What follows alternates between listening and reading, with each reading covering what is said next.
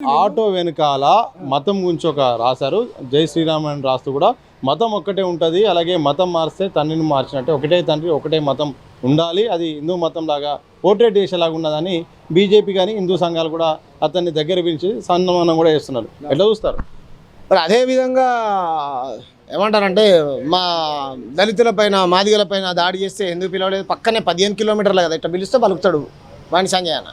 మరి ఎందుకు పిలవలేదు? తప్పు, అయ్యో మీకు జరిగింది, మీరు కూడా హిందువులే, మా బంధువులే, మిమ్మల్ని గుళ్ళెకు రానిపోవడం అనేది చాలా ఏమైనటువంటి చర్య అని ఎందుకు ఖండించలేదు బ్రదర్? ఎందుకు ఖండించలేదు? అంబేద్కర్ని తుపాకీ తీసుకొని కాలుస్తా అంటే ఎందుకు ఖండించలేదు? ఎందుకు ఖండించలేదు బ్రదర్ చెప్పండి? మేమేమంటున్నామంటే అలా ఎవరు చేసినా తప్పే, మేము దాన్ని ఖండిస్తున్నాం. మావాడు జై భీమ్ అని కారు వెనకాల రాసుకుంటే మొత్తం గీతలు గీసిపోయారు బ్లేడ్తో. జై భీమ్ అని కారు వెనకాల రాసుకుంటే కారు అద్దాలు పగల కొట్టి గీతలు గీసిపోయారు. చూద్దామంటే అక్కడ సీసీ కెమెరాలు లేవు. ఎంత దుర్మార్గం! కాబట్టి వాళ్ళు ఎవరైనా ఎంక్వైరీ చేస్తే ఒక భావజాలం ఉన్న వ్యక్తులని తెలిసింది, కానీ మేము ఎలిగేషన్ చేయలే, కేసు పెట్టలేదు, ఎందుకంటే ప్రాపర్ ఎవిడెన్స్ లేకుండా ఏం మాట్లాడకూడదు. కాబట్టి ఇలా నువ్వు నీకు నచ్చింది నువ్వు రాసుకో, జై శ్రీరామ్ రాసుకో, జై భీమ్ రాసుకో, జై బీసీ రాసుకో, నువ్వు ఏమైనా రాసుకో. చాలామంది కులం పేర్లు రాసుకుంటా ఉంటారు వెనకాల. మేమేమంటున్నామంటే తెలంగాణలో పుట్టిన ప్రతి బిడ్డ తెలంగాణ పేరు రాసుకోవాలి, జై తెలంగాణ అని రాసుకోవాలి, ప్రాంతేతరుడు గో బ్యాక్ అని రాసుకోవాలి, జై సమ్మక్క సారక్కలు అని రాసుకోవాలి, ఇక్కడ కాళోజీ గారి పేరు రాసుకోవాలి, ఇక్కడ జయశంకర్ సార్ పేరు రాసుకోవాలి. ఈ అస్తిత్వమే ఊపిరిగా బతికినటువంటి వీరాది వీరులు చాలామంది ఉన్నారు, రాసుకోవాలి.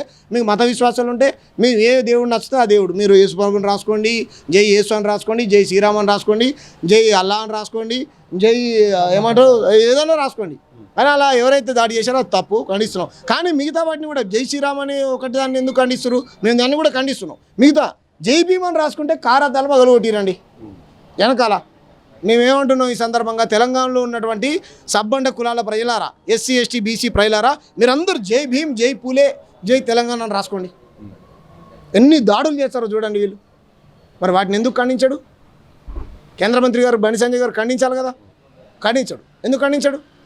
కాబట్టి ఇది ఒక రకమైన వివక్షత. అంతా మత పంచాయతీలు పెట్టడం కోసం వాళ్ళ చిన్నదాన్ని భూతద్దంలో పెట్టి చూస్తారు. వాళ్ళ గురించి ప్రతిదీ వాళ్ళకి మత కోణంలో కనపడుతుంది. మన మైనర్ బాలికపై మానభంగం చేసిన ఆయన ఏ మతం అయినా బ్రదర్ చెప్పు బ్రదర్. కాబట్టి ప్రతి దాంట్లో మతం ఎత్తుకుతే మెజారిటీ తప్పులు మనయే కనపడుతుంది. కాబట్టి అవి కాదు, చిన్న తప్పును భూతద్దంలో పెట్టి చూడాలి, వాళ్ళ మీద నూకాలి, రాజకీయ లబ్ధి పొందాలి. అందుకే రమణమూర్తి గారు మంచి స్పష్టంగా చెప్పిండు, మీకు దేవుడికి రాజకీయ పార్టీకి ఏం సంబంధం అండి, మీరు రాజకీయ నాయకులు అన్నారు. కాబట్టి మేము ఏమంటున్నామంటే అటువంటి చేసే వాటిని మేము సమర్థించాం. ఆ దాడులు ఏవైతే దాడి చేస్తే వాళ్ళు మేము తీవ్రంగా ఖండిస్తూ ఉన్నాం. కానీ ఈ చిన్న చూపు మానుకోవాలి. మా కులాల మీద, మా మాదిగోళ్ళ మీద, మా మాలోళ్ళ మీద, మా బీసీల మీద, మా యాదవన్నల మీద అమనా బూతులు తిడితే నువ్వు ఆడిపోయినావు. కేంద్ర మంత్రి గారు నువ్వు బీసీ అంటావు కదా, ఎక్కడికి పోయినావు? బండి సంజయ్ గారు మా గౌడన్నలని తిడుతూ ఉంటే సోషల్ మీడియాలో అండరానుభూతులు అంటూ ఉంటే ఎక్కడికి పోయినావు?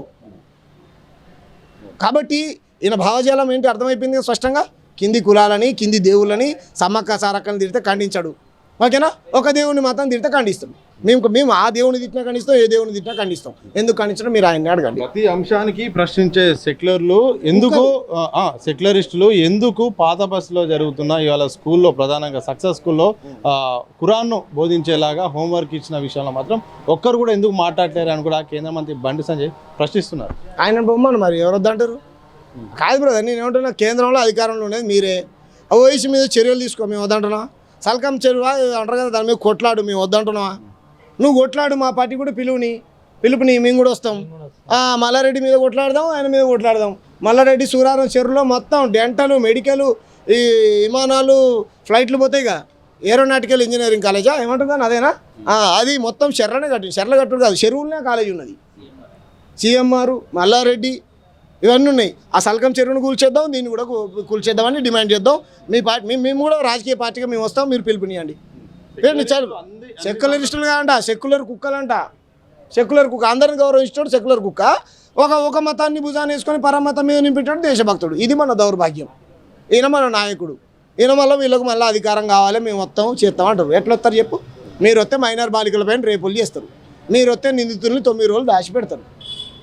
అధికారంలోకి వస్తే ప్రతి ఒక్క హిందూ విద్యార్థులందరూ కూడా స్కూళ్ళల్లో బొట్టు పెట్టుకునేలాగా ఒక చట్టాన్ని కూడా తీసుకొస్తాం, కఠినంగా నిబంధనలు తీసుకొస్తామని కూడా అంటున్నారు. మా తాత పెట్టుకున్నాడు బొట్టు, మా అమ్మ ఇప్పటికీ పెట్టుకుంటుంది బొట్టు.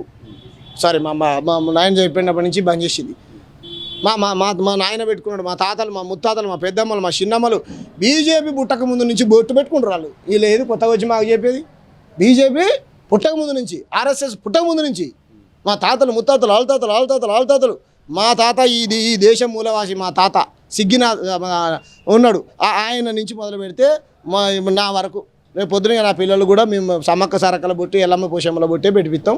మేము మంచిదే కదా, ఆయన కొత్తగా మాకు వచ్చి చెప్పాల్సినటువంటి అవసరం లేదు. నువ్వు పెట్టుకో ఫస్ట్ సమ్మక్క సారక్కల బొట్టు. ఆ మారవాడలో గుజరాత్లో పెట్టు. వాళ్ళు అసలు దేవుళ్ళని మొక్కరు. ఆ చిన్నజీర స్వామికి సమ్మక్క సారక్కల బొట్టు పెట్టు.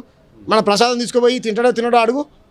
మన సమ్మక్క సారక్కల ప్రసాదం తీసుకుపోయి కొన్ని పోతాం. రమ్మను మన పండగల బిలు, మారవాడలో బిలు కొన్ని పోతాం, సాకపోతాం. మన గ్రామీణ దేవతల కల్చర్ని ఎందుకు గౌరవించడం అడగాలి? అది చేత కాదు. అది చేస్తాం మత పంచాయలు పెడతానికి. నువ్వు ఓసి నువ్వు ఇద్దరు కలిసి మీరు కొట్టుకోండి, మాకేం బాధలేదు. మీరు ఈ రాష్ట్రంలో పుట్టిన దరిద్రుడు. ఒకళ్ళు తడి చెత్త అయితే ఒకళ్ళు పొడి చెత్త. బండి సంజయ్ తడి చెత్త అయితే ఓసి పొడి చెత్త. వీళ్ళిద్దరూ మతోన్మాదులు. ఈ రెండు రాజకీయ పార్టీలను ఓడించండి. హిందూ ప్రజలారా, మన బంధువులారా, మన ఆది హిందువులారా, మన పురాతన హిందువులారా, ఈ డూప్లికేట్ నకిలీ హిందువులు నమ్మకండి. వీళ్ళు ఇన్ని మాట్లాడుతారు కానీ 200 కోట్లు స్కామ్ జరిగిందండి రామ మందిరంలో. ఎందుకు మాట్లాడరు నాకు అర్థం కాదు. 200 కోట్లు అండి. అక్కడ ఉన్నటువంటి హిందువులు మొత్తం నరేంద్ర మోడీ గారు, అమిత్ షా గారి ఫోటోలను చెప్పులు తీసుకొని కొడుతూ చోరే అని మాట్లాడుతూ ఉన్నారు. ఒక ఆయన అయితే ఒక పెద్ద ఆఫీసర్ స్టేట్మెంట్ పాస్ చేసాడు, ఈ డబ్బులు ఆర్ఎస్ఎస్ కార్యాలయంలోకి పోయినాయి అన్నాడు. 200 కోట్లు తెలుసా? మరి వాడికి సమాధానం చెప్పాలి కదా. హనుమంతుడు గుడి వరంగల్లో కూల్ చేస్తే మాట్లాడరు వీళ్ళు. పృథ్వీవన పోయిండు. ఎందుకు పోరు? ఎందుకు మాట్లాడరు వీళ్ళు? వీళ్ళు ధర్మం పేరు మీద, దేశం పేరు మీద భూములు కబ్జాలు చేయడం, దేవుళ్ళ గుడిలో ఉన్నటువంటి వేసినటువంటి డబ్బుల్ని మింగేయడం, ఈ ధర్మం దేశం అనబడుతుందా? అన్ని ప్రజలు పసిగడుతున్నారు. తస్మాత్ జాగ్రత్త. మీరు హిందూ, ముస్లిం, క్రిస్టియన్ పంచాయతీలు పెడతాం, ప్రజా సమస్యల పైన మేము కొట్లాడమంటే ప్రజలు అన్ని పసిగడుతున్నారు. మేము ఇప్పి చెప్తా ఉన్నాం. మీ పని కథం. మీరు కార్పొరేటర్లు కాదు, వార్డు నెంబర్లు కూడా గెలవరు. Thank you.